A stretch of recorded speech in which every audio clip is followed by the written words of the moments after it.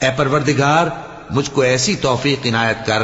کہ نماز پڑھتا رہوں اور میری اولاد کو بھی یہ توفیق بخش۔ اے پروردگار میری دعا قبول فرما۔ اے پروردگار